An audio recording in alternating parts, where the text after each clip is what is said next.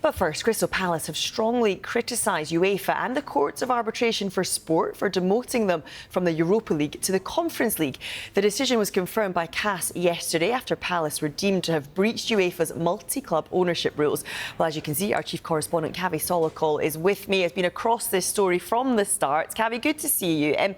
Really strong words from Palace about the decision itself. What have they had to say? Absolutely, they are not pulling any punches whatsoever. They are basically saying that the concept of sporting merit is now rendered meaningless. Of course, they feel that they qualified for the Europa League by winning the FA Cup 3 months ago, but UEFA have decided, because of the involvement of the US businessman John Textor, they cannot play in the Europa League and they have to play in the Conference League instead. They say at a time when we should be celebrating our victory in the Community Shield at Wembley, the decision by UEFA and followed by the Court of Arbitration for Sport shows that sporting merit is rendered meaningless. When we won the FA Cup against Manchester City on that momentous day in May, our manager and players earned the right to play Europa League football. We have been denied that opportunity. It appears, this is very, very strong words coming up, it appears that certain clubs, organisations and individuals have a unique privilege and power. This growing and unhealthy influence has shattered the hopes and dreams of Crystal Palace supporters and does not bode well for aspirational teams all over Europe competing to progress when rules and sanctions are unevenly applied in the most flagrant way.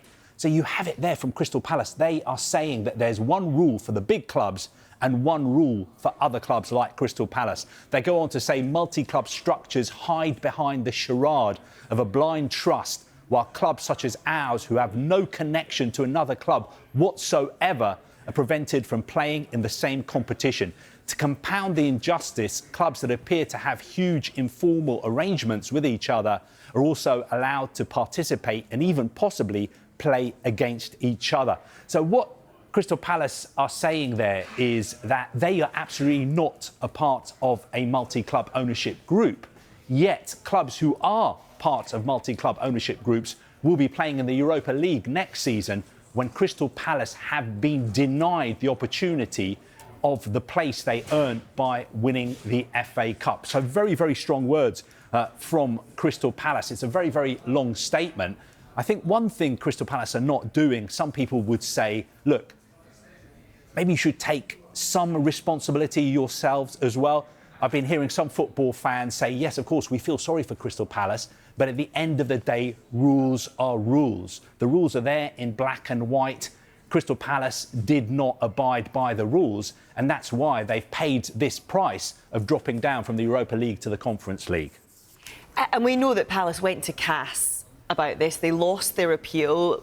We saw the strong words there about the process before, but this process, going to CAS, that's also been criticised. What's been said there? Yeah, I mean, they go on to say that they respect the Court of Arbitration for Sport, the members. They feel that the process is designed to severely restrict and, in our case, make it almost impossible to receive a fair hearing. I spoke to Steve Parish when he was going into the hearing on Friday morning. I said to him, are you expecting a fair hearing? And he looked at me and he said, well, you've got to hope that we get a fair hearing. Judging by this statement, it's obvious that he feels they did not get a fair hearing. The statement goes on to say the denial of all disclosure requests to obtain correspondence between the relevant parties. That means that Crystal Palace asked for disclosure of correspondence between, for instance, UEFA and Nottingham Forest and UEFA and Lyon, and they weren't given those documents.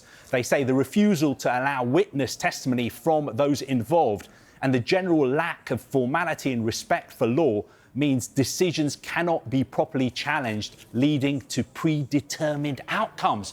So they say that they feel that this was almost agreed before they even went to CAS, that this was going to be the outcome. They feel that the structure at CAS is designed to favour organisations like UEFA, who made the decision to demote them from the Europa League to the Conference League.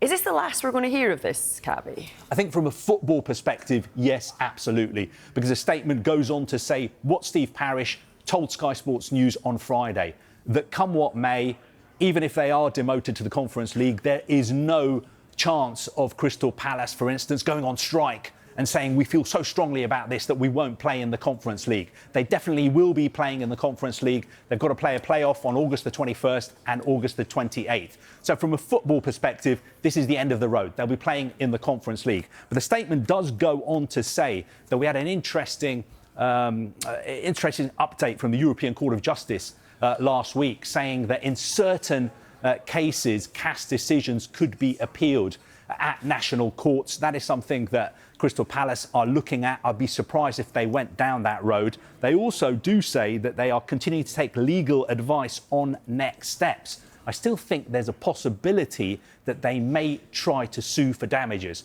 because dropping down from the Europa to the Conference could cost them up to £20 million.